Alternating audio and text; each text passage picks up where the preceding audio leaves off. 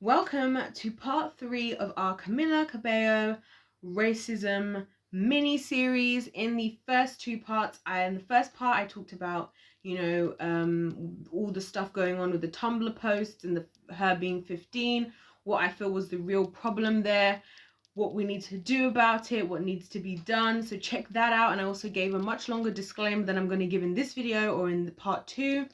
In part 2, I went on to discuss the apology, talking about, the genuineness of it, the what it's like, to be held accountable for things that have happened in the past. So check that out. I don't want to give away what's in those videos, because if I try to paraphrase it, we already know I'm not great at paraphrasing, because I'm making a part 3 in a video that I thought was all going to be done in one video. But in this video, we're going to be talking about this whole Normani thing. We're going to introduce Normani into the conversation now, because obviously, if you don't know, what ended up happening is that Normani actually experienced a lot of racism from Camila fans. And the reason why that happened is because Normani, in an interview, had described Camila as quirky. As a result, obviously, that was taken negatively by Camila's fans, and they decided to unleash racism and hatred online to Normani, which, if you've been a subscriber of this channel, you know we are not a fan of, we are not supportive of whatsoever. So yeah, we're going to talk about that today. Let's get into it. I've got my tea here, and if you see me sipping away, and let's just get straight into it. So basically, Normani. One thing I want to start off by saying in this video is the fact that in Hollywood, as we like to call it over here on Queendom TV, I touched on this in one of my previous Fifth Harmony videos, but there is a bit of a tendency to, because a lot of groups, when they are under a label, especially these ones that were put together on a show, like so Fifth Harmony, One Direction, Little Mix, which we're going to probably talk more about Little Mix in this video actually as well. When they get put together, and they all started as individual artists, I think therein already lies where the problems start that lead us up to what the situation we find ourselves in with Normani and Camila and the fans and everything. And before I get into that too much, I just want to start off by saying, of course, I am against online hate. Again, I just want to just drive that in. And I don't think it's ever acceptable. And because I don't, that's why I feel like it's so important for us to actually get to the root of how these things come to be in the first place. And I really feel that the root of this is actually in how Fifth Harmony functioned as a group, how it was put together, and the things that went on while they were, doing their thing and all that. So we know that, as I touched on in one of my other videos, that the girls used to have to compete for places in songs. They used to have to actually compete, and they would only find out, this is what one of them said, they would only find out who got into the song when the song was actually done. So essentially they would all sing maybe the first verse on the song, and they would all just find out when the song was actually done. Now, I touched on the fact that I feel like this created a competitive sense between the girls. And personally, I believe that Camila, in a lot of senses, was actually favored by the label, by the business side of things. I think Camila was very good for business.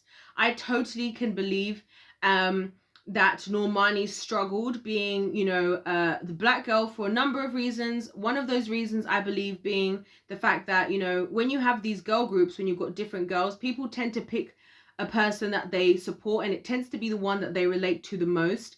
I definitely believe that when you are a black person, not just because of being a minority, but also because of the nature of how black people are, I think there were probably a lot more people in support of somebody. And I'll just talk about these two in this video, Camila and Normani. So I'm looking over there because I'm looking at my laptop and I can see them on my laptop. But anyway, we're going to talk just about these two, although I'll touch on the other girls as well. And I'm going to talk about the other girls in other videos as well, like I said. So we're doing it all, guys. But just bear with me, as I always say. But we do always get there. And I hope I'm delivering on what I said I was going to do.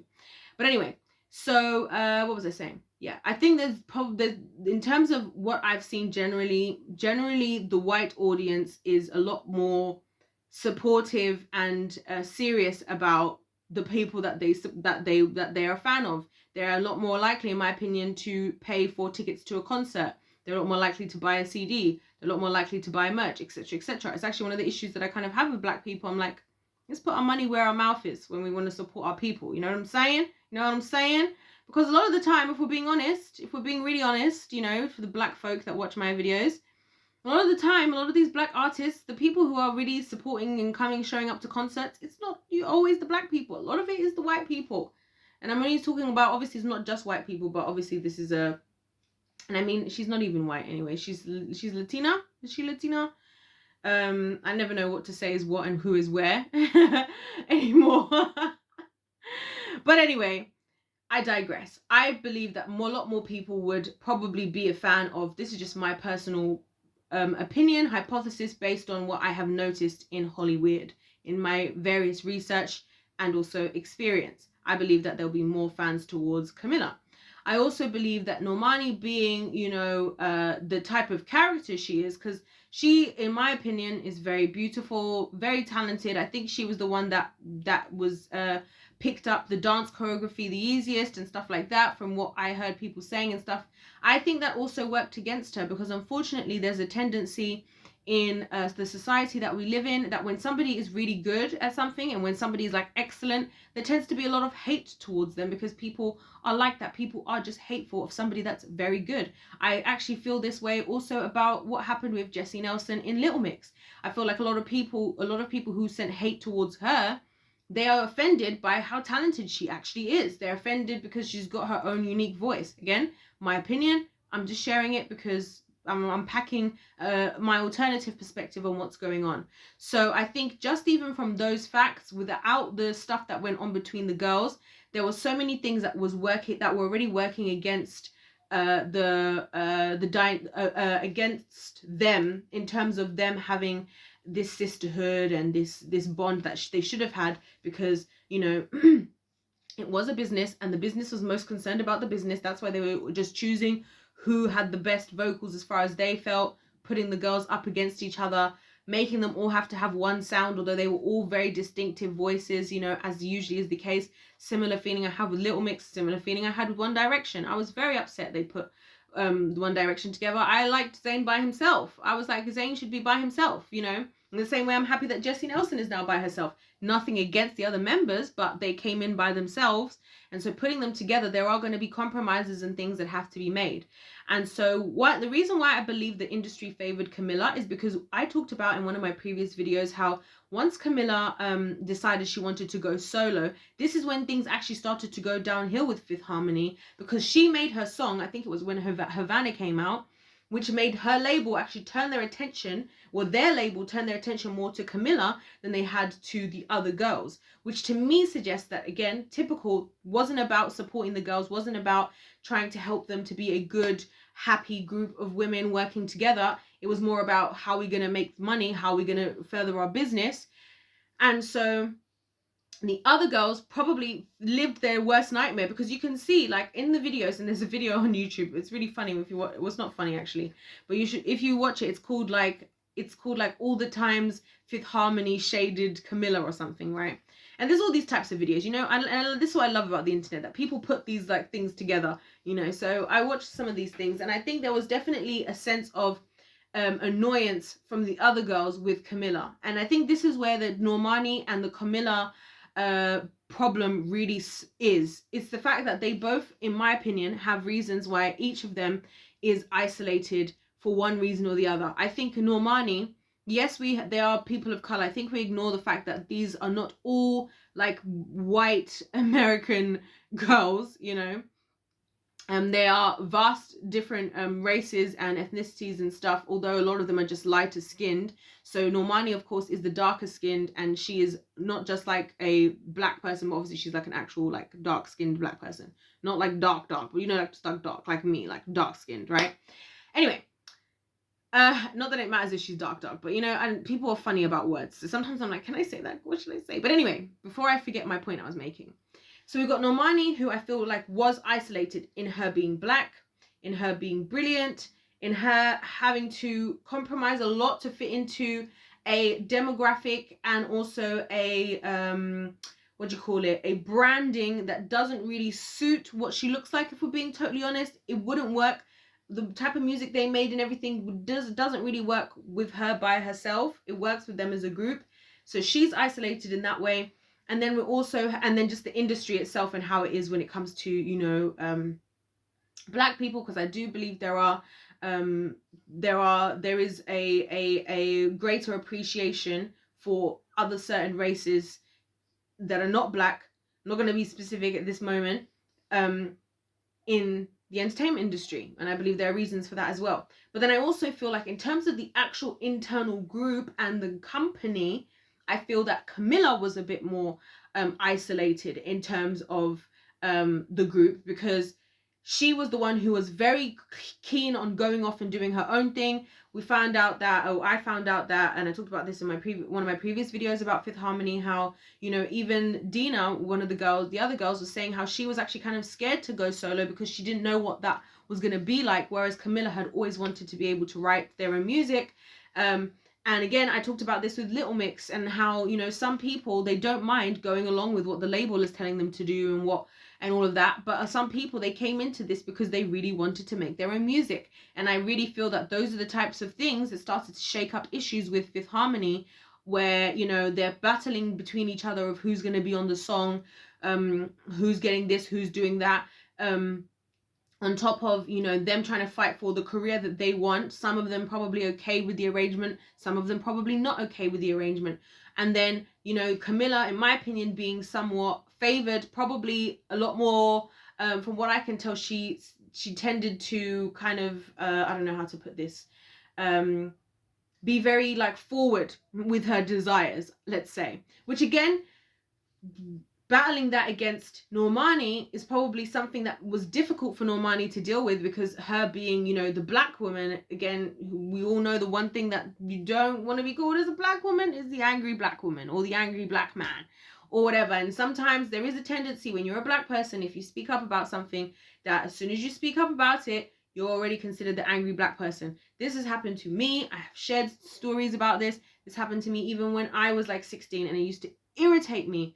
Because I remember there was a situation once when I was in school, and there was something that the teacher did which I thought was unfair, and I brought it up with regards to everybody, and I wasn't shouting, I wasn't being argumentative. I was asking questions like, why do we have to do this? I don't really understand what's going on, blah, blah, blah, blah. And I was asking because I genuinely wanted to know, and I actually gained very helpful information in asking those questions. But as soon as I started to speak, and I realized that it's because sometimes, you know, as soon as I started to speak, and being the only Black woman and one of the few Black people in this scenario, people started to like kind of shrink back. And in my head, I was thinking, I'm just asking this for the sake of everybody here. I'm asking for everybody. I'm asking to benefit us all. And this is a valid question. I'm not shouting. I'm not angry. Me and this teacher, we're good. We're cool. I'm just asking a question. You know, so I think as well for Normani, there was probably potentially some level of her maybe wanting to also maybe be more, ask more questions or do more things, because now we see her carving out her own career, which to me suggests that she always had her ideas of what she wanted to do for herself. Maybe she didn't feel as comfortable being a black person, being a Black woman. So in that regard, I think that's what kind of already put them up against each other.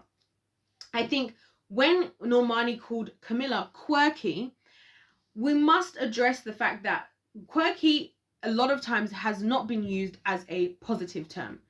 I would not by default associate somebody calling somebody quirky a positive thing. To me, it's a positive attribute, because I think it's cool to be quirky, you know, have your own quirks about you, you know. But a lot of times people have used it, and I've seen it being used in a negative way, or in a kind of backhanded kind of compliment, which I think the reason, and I think that's kind of what set off some of the of Camilla's fans, is they kind of took that and ran with it way further than they ever should have, in the sense of like, you kind of threw shade. I think they found it kind of shady. That's probably the best term I could use for her to use that. And I think even the way that Normani chimed in afterwards and was like, you know, she's cute, like whatever, it was almost like, I definitely felt a sense of like a sense of like forced appreciation in that moment of as in Normani trying to kind of find something nicer to say than what she probably would have liked to have truly said. And that's not to say that I think she was going to say something rude. It's not to say that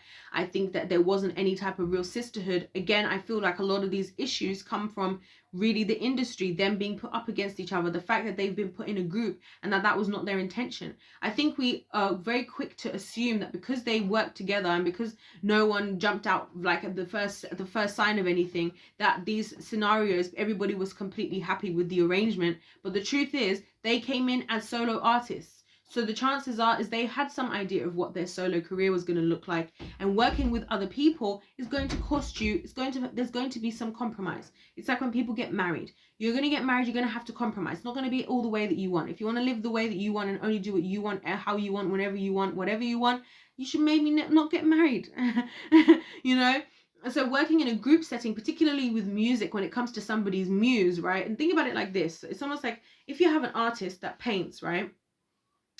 Imagine if you had if you wanted a group of artists. Imagine you wanted to get 5 artists together to all paint a house, right? Have you ever seen? And I remember that I saw this video. I think it was like a reel or something, and it was showing that they had like a picture, and then it had like professional artists in a room. Like I don't know how many of them. There's probably at least like 15 of them, and they were all painting this same picture, and every single one of them painted a picture that looked like that picture, but they all looked different to each other.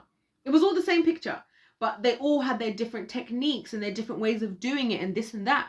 So I think when you're a group and you've decided to come together and you've evaluated between yourselves your strengths and weaknesses, and you've thought about how you want to put that together and you have your system, is one thing. When you get put together and you're solo artists and you potentially have your own way of doing something, and funny that the term is artist as well, so artist, then again, I think there was a lot more tension there than maybe even the girls gave themselves credit for. And I'm sure that a lot of them, and I do feel that a lot of what happens in these scenarios in Hollywood is because people feel that they are so grateful to get this opportunity, right? And there's this whole weird thing that I talked about where like they'll say to these groups that they put together, like, oh, you guys didn't work alone, but you work as a group. And I think that's a big fat lie. I think that's just a way for them to have a more profitable way, because it's a lot more profitable for them to put together a group of girls who are a mixture of different types of girls and market them as a pop group than it is for them to be solo artists doing their own thing, because we know that pop artists work, because pop culture, it's a whole thing. You know, we know that pop is a thing. What do you hear on the radio? Popular music. They know what they're doing, right? So I think that really factors into that. And so then the quirky comment as well, I think was just like, Normani didn't have, for me, I feel Normani didn't have it in her to, she didn't want to be rude. She didn't want to talk badly about Camila. But I feel like whether it was her own personal feelings or whatever, it came off in a way that upset a bunch of people, which obviously then turned into hate. And a lot of the hate that was coming towards Normani was based in racism. And here's what I have to say about that. Let me take a sip of my tea. I hope it's not too hot. Here's what I have to say about that. I do believe, similar to what happened with the Jessie Nelson situation, that a lot of these people that are popped up saying all this hateful, racist stuff, probably did feel that way anyway and were looking for a reason. I think there is a group of those people who were doing that, and I think that's why when the racist stuff came up about Camila, it didn't help that, you know, that her fan group was actually being racist, because they didn't have to be racist. The thing is, they could have been upset without making it about race, right? They could have said, you can't sing, you can't dance, whatever they could have said, right? If they were going to be hateful. But of course, they went for the race card. Then Camilla's things came out and it all didn't look good. And then the other issue with this, which is a big problem, and I have to address this because I've talked about this with Little Mix as well, is that, you know, Camila never came out herself and made a statement to the, essentially, you know, enough, in my opinion, that was clear enough and blatant enough to say this behavior is unacceptable. We are not going to be sending racist comments or hate, any type of hate for that matter, towards Normani. She did say one tweet or something that was like, let's not fight hate with hate, or I don't know, something that was like clearly a little hint at the situation, but not like what the other girls did, because the other girls, even though, you know, it was kind of more between these two, did come out and actually say, you know, this is unacceptable, what's going on, you know, to see your sister crying and so on and so forth. So I can understand why, you know, Normani was upset, and I do think that Camila should have spoken up. more and have made a statement regardless. But I also think the reason why I think Camilla didn't do that is I think that part of her felt a little bit like she was getting revenge for the treatment that she did get from the girls, and that she was happy to have people that were actually in her corner. Because there has been a sense of, and again, not agreeing with it, just explaining what I understand from my perspective.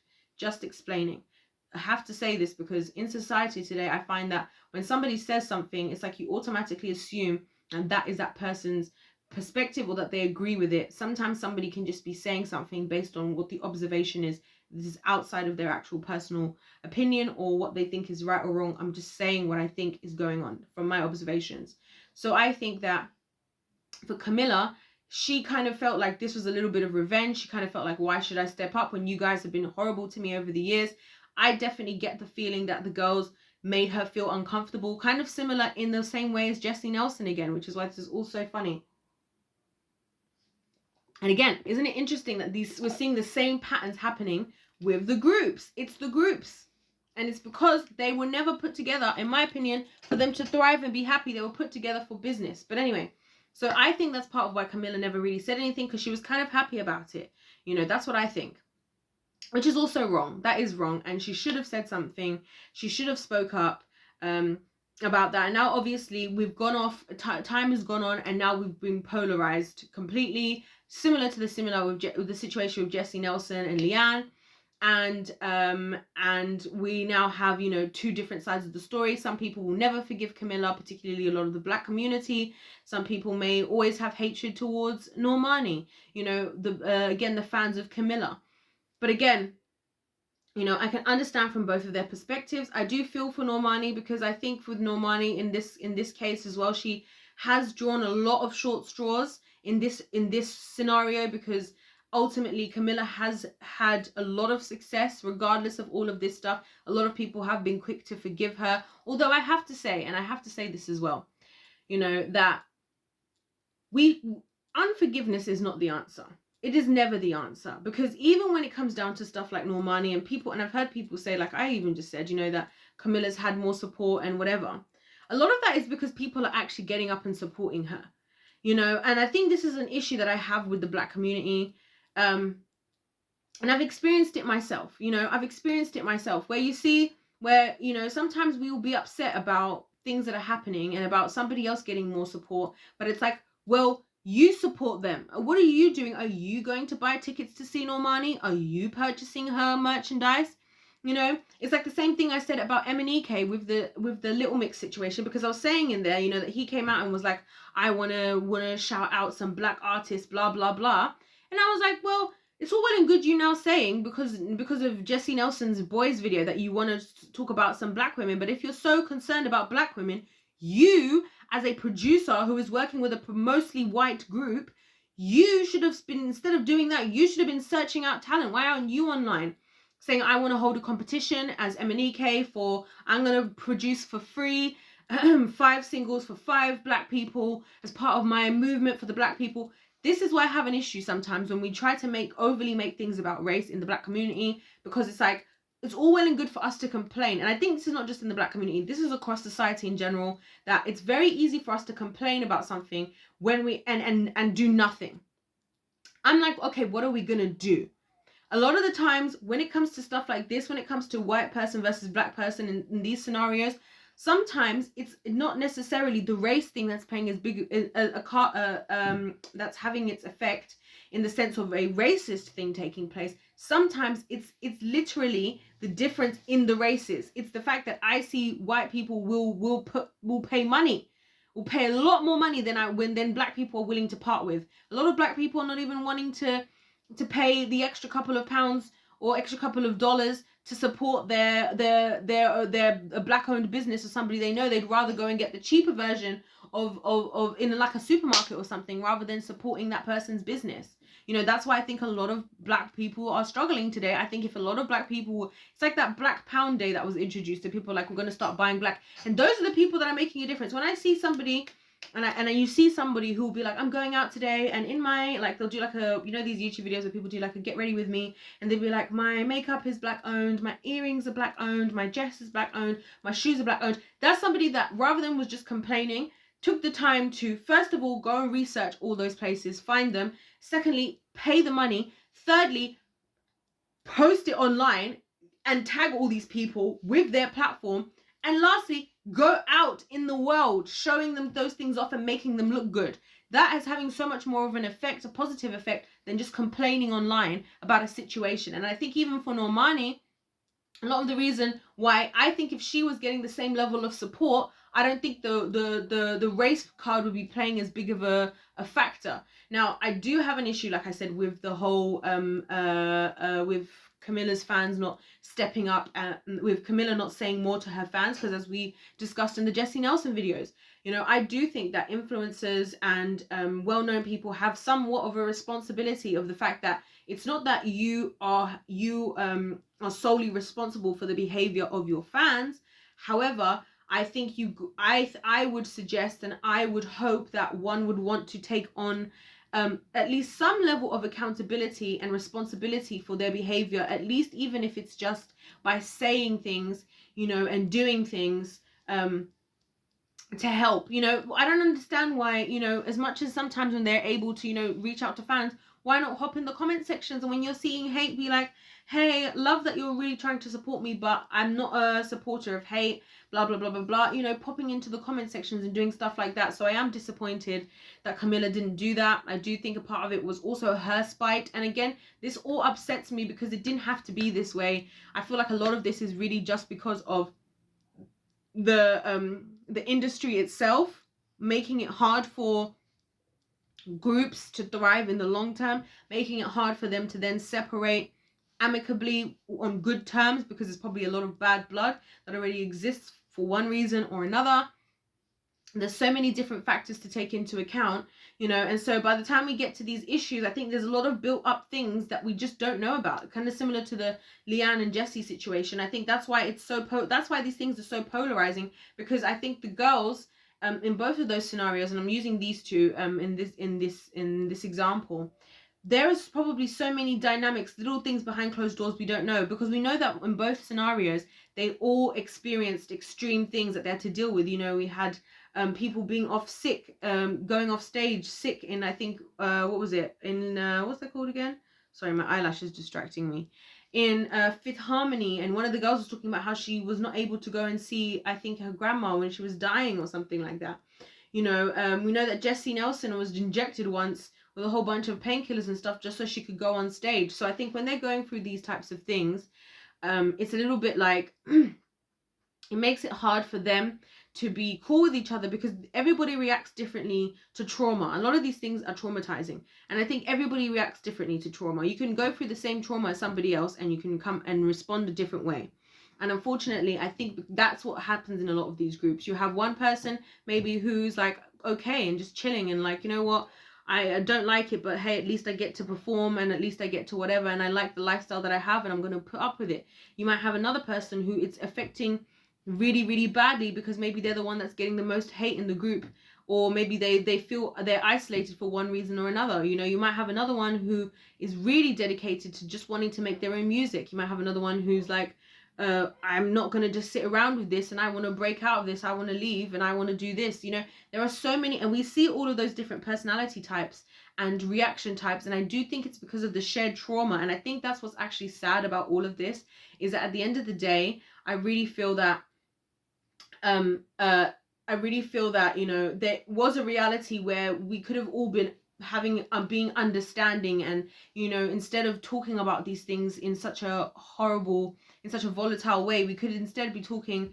about, you know, interviewing them about their experiences in the industry. But this is what I feel like the industry does so well, is they create a mess, they make their money, they create a mess, they leave the mess. It's like what I always say, use, abuse, dispose. They use them, right? They abuse them, then they dispose, and then when they're disposed, we're now here with our feelings, our emotions involved, because we care about, you know, supporting our people, we care about supporting the people that we like out there. We're still all in it. They've moved on to whoever they're working with next. you know, whoever they're grooming next, whoever is in their use phase, maybe moving into their abuse phase, and so on and so forth, right? And then they just leave the mess. And that's why I think a lot of people, there are a lot of these situations, and it doesn't matter anymore because they've got what they wanted. They don't care about, you know, how their mental health is. If they did, they wouldn't be putting them on these crazy tours. I haven't talked about this. Like, why is it that they have to go on like 3,000 world tours? Why does it need to be done that way? If you're a fan of somebody, I mean, sometimes I think even as fans can feel pressured. Like, oh my gosh, I need to make sure I get the tickets in time because it's only going to be this. Why do you need to force a whole tour to be in such a short space of time? Why can't you stretch it out and make it possible for them to live more of a normal life, to be able to see their family? Because I think a lot of these things would actually help a lot of the dynamics, because they're always seeing each other, they're being put up against each other. I think it's very traumatic, you know. And so I say all of this just to say, you know, and kind of to round off everything we've done in this little mini 3 whatever episode series talking about the Camila Cabello racism and stuff, that, you know, I think what she did was wrong. And being racist is wrong. Sending hate to people online is wrong. However, I feel the way that we're going to stop those things from happening and the way the society is going to change is not by getting upset with somebody for something that they did when they were 15. It's not by excuse me, discrediting somebody's apology when they make it when they're older.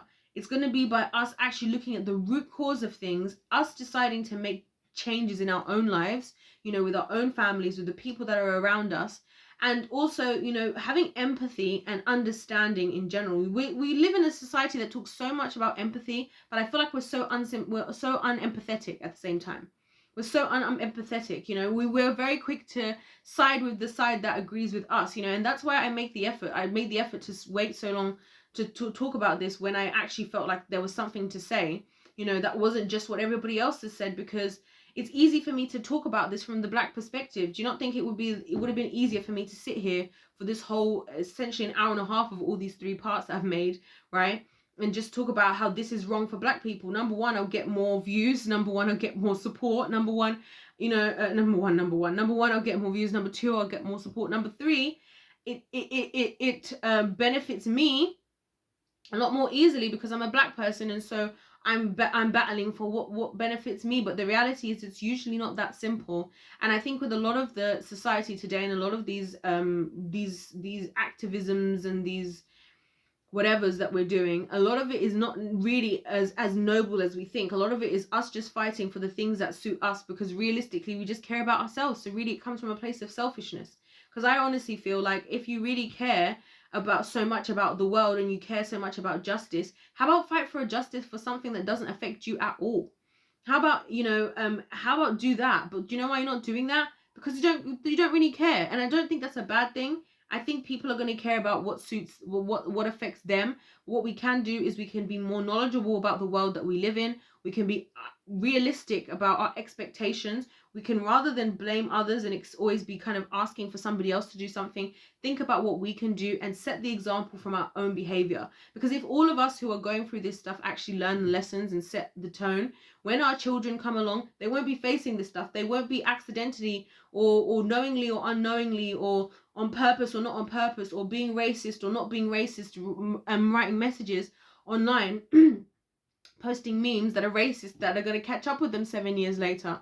That won't be happening because they'll be knowledgeable, because they'll have somebody that would have spoken to them about the world and prepared them. And I think that's more what we need to be focusing on. We need to be focusing on changing us, educating ourselves individually, and then us educating those who are around us. And when I mean around us, I don't mean like on social media. I mean those in our lives, because it's very easy for us to get upset about stuff online. It's very easy for us to write comments under somebody's post or on somebody's video. Do you know what's not so easy? Pulling up somebody that's in your actual life that does something wrong and saying something. And I think those are the things that are so much more important. How many stories do we hear of people that are doing, you know, who know that they've got a rapist cousin or uncle or whatever, right? Or they know their friend does dodgy stuff like that, and they just overlook it. Pull people up when you see these things, and that's how we're actually going to change the situation. Otherwise, it's like, what good was it you commenting under somebody's post? you know, online. Not to say that I don't believe that's helpful, because I do believe it can be helpful as well. But what's going to be most helpful is us affecting those around us. Because if we all were to affect like the 3 people that are the most closest to us, that would have a much quicker, wider impact than, you know, even my videos, which frankly I make, not many people watch. You know, I might say whatever might be good, whatever might be bad in your perspective, right? What would be more, and imagine if everybody who even did still watch my video then went in and shared, you know, whatever their opinion is, you know, of whatever, you know, that is what's going to really make a difference. Anyways, I'm feeling tired now because I've been talking nonstop for like an hour and a half. And I hope you guys enjoyed this little mini series. Please let me know your thoughts in the comment section down below. What you think about all of this, your thoughts, your feelings. It's been fun. I didn't expect to go as deep as I did, but usually that's what happens when I start recording. And that's why I like to record in this manner, because I'm like, let's just go with it. I feel like there's so much like censorship and like, let me say things in a perfect way and this and that. And I'm like, let me just say it how it comes. Let me just say it how it comes out and just have an authentic journey with you guys. And that's my way of hoping that the more I'm authentic, maybe more people will be authentic. And that would be amazing, because yeah, I don't need to get into that anyways. I'm tired. Don't forget to hit the subscribe button. Don't forget to comment your thoughts, as I said already, down below. And of course, like the video if you did like it. Check out my other Fifth Harmony videos. Check out my Jessie Nelson playlist if you like this, because you might be interested to see how I discuss that, because it's a similar subject. But I also talk about loads of other things that have nothing to do with this as well. So feel free to check those out. Other than that, God bless you all, and I'll see you in my next one.